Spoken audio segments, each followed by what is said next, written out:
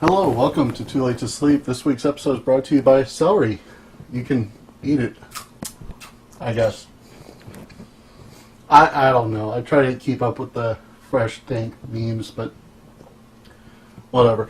It's also brought to you by two jackasses having fun on 205 Live. And it's probably also brought to you by some toy or something, just so I can have some Amazon link that actually does something, because I'm not sure that I can sell celery on Amazon. Maybe I can. We'll see. Check the description. We'll have an Amazon link for something. What now? He's back. So almost as bad as Braun. I'm not finished with you! Well, how are you not done with me? Oh, God, no.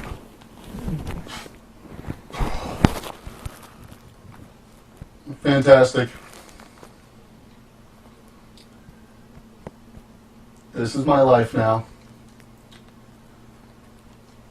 This is Too Late to Sleep.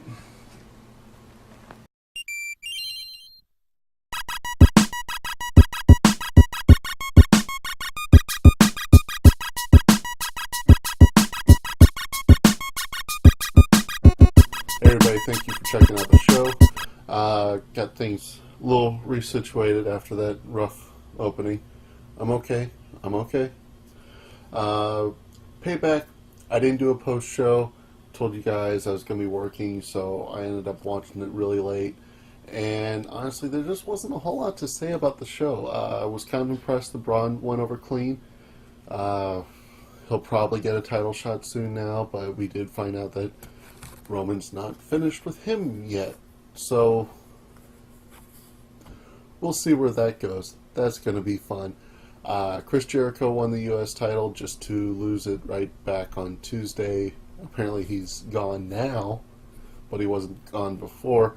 Not sure why they gave him back the belt, but there were a good couple matches, so I can't be too upset. I was a little surprised at how underwhelming the post-match beatdown was on Smackdown from Kevin Owens. I thought it was going to be a lot worse to put Chris Jericho out of action. So that was a little bit weird.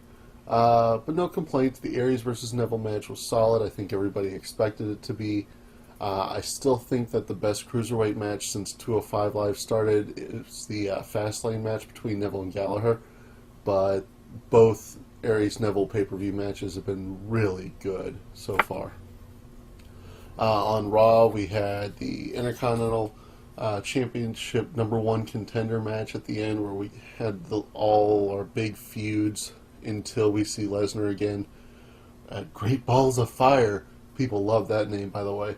But we got some of the next feuds set up, and I am most looking forward to Bray Wyatt versus Finn Balor.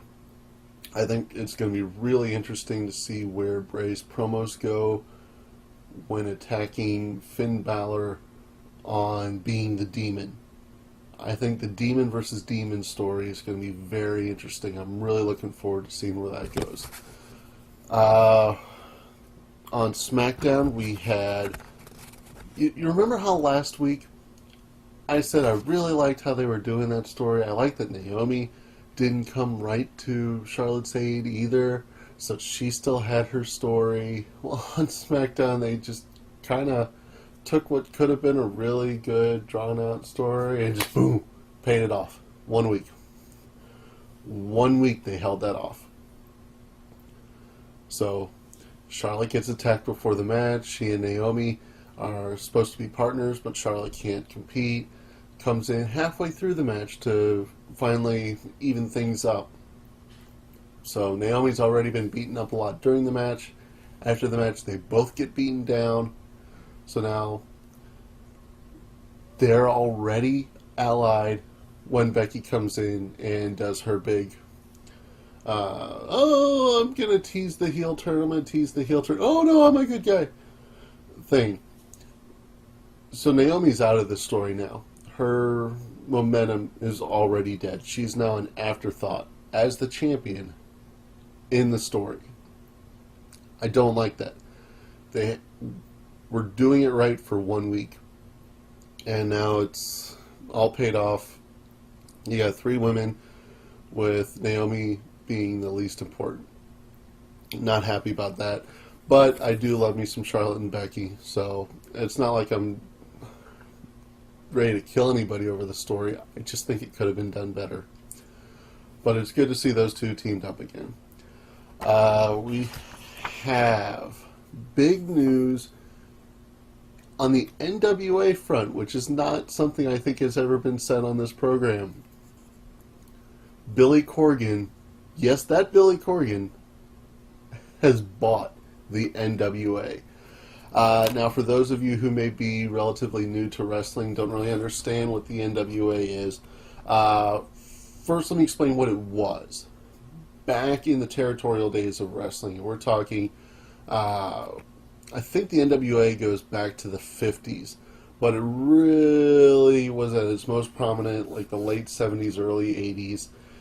The NWA was a coalition, an alliance of multiple territories. So you would have this territory in New York, this territory in Seattle, this territory down in Florida, this territory on the southern east coast above Florida. So they would be all over the country, and they wouldn't encroach on each other. But somebody came up with the idea and say, hey, if we had one champion, we could send them from this territory to that one, to that one, to that one as the world champion. And then when my top guy faces him, he looks better for spending an hour in the ring with the champ. And then when you're done with this guy or this tag team and they're not getting any heat there, you can send them over here. And everybody will love watching them again. And I got fresh talent. You'll have fresh talent because I'll send you my guy. And we'll all make tons of money. And for a while it worked. Basically until Vince McMahon said, that's stupid, why don't I just grow? And I'll work here, here, here, here, and bring all my guys here, here, here, here, here. And we don't need to do that. Until Vince McMahon did that, the NWA was the thing. But once McMahon did that, the NWA started to lose power. It basically all got concentrated in Atlanta around one territory, Jim Crockett Promotions. And that's when people think of the NWA becoming WCW, that's what happened. But what actually happened was WCW outgrew the NWA, and it became this little orphan with 5 or 6 really small territories. And a lot of people know about ECW. I believe they call it the night the line was crossed, when Shane Douglas won the NWA title tournament and then threw down the belt. That was when ECW, before ECW was a thing, because that's the night it became a thing, was the biggest promotion in the NWA because they let them host the title tournament. So every year since then, it just kept getting smaller and smaller. They signed on a license agreement with TNA when TNA first launched, now Impact, so that they could use the World Championship, the Tag Championship, and create the X Division Championship as a TNA, as an NWA title. So they licensed those names for like 5 years. And for the last few years, the NWA hasn't even had any members. They just license out their name. So, like when you see NWA Smoky Mountain, that's not actually a member of the National Wrestling Alliance. They're just paying a licensing fee so that they can use the name and the logo and claim that they have some kind of history there. So basically what Billy Corgan did was he bought the name. He has no promotion.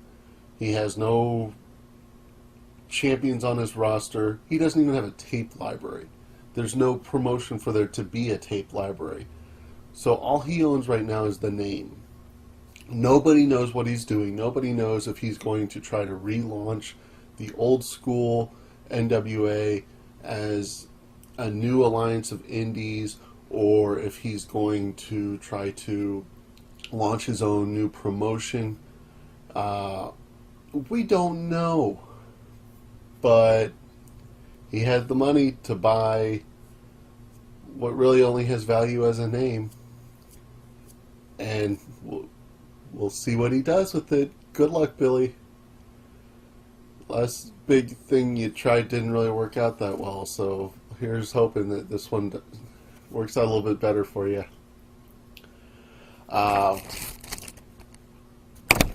And I don't talk a lot about New Japan Pro Wrestling on this show.